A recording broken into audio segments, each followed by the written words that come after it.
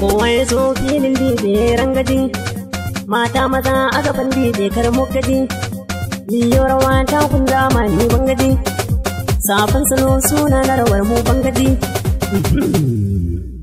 Daga mun shigo sai kowa ya zo ya gani, mu ne muke taku na rawa 'yan zamani.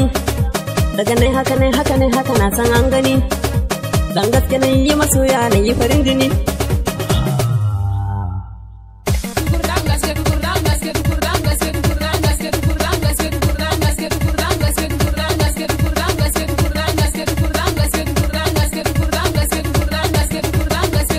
Ni ne kun ji salon sauti yan mata, kun ji salon sauti na rawa, ni da nake sauti yan mata ba ni zuwa taro da kawa. In kwana je da kawa wata ran sai ta yi gida ta sanar da uwa, ni shanun mu yan mata ni da ku lallai ba ma rabuwa. Mai da kyare mun saki ganye ba ma yin harkar karya, wanne yake yin gulmar muto ya shiga layin yan kwaya. Ni da nake sabuka ta gabana me ya saka za kai karya, ishanin kana yausha ni na karka hige mini hanya ta.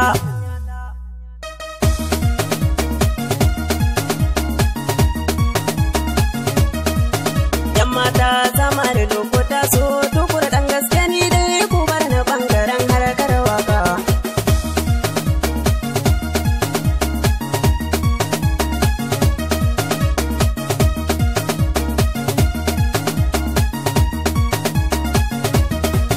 Gani na harkar waka baiwa ce, muna yi ana ganin mun ɓace, ko ka ce mun ɓace ai mun dace. Hanya ce da za mu tura zance, da mun ce abi ya ai ta zance, ko wannan ka duba nasara ce, ba ma yin harka ta sace-sace, muna yin aikin mu ko a kwance.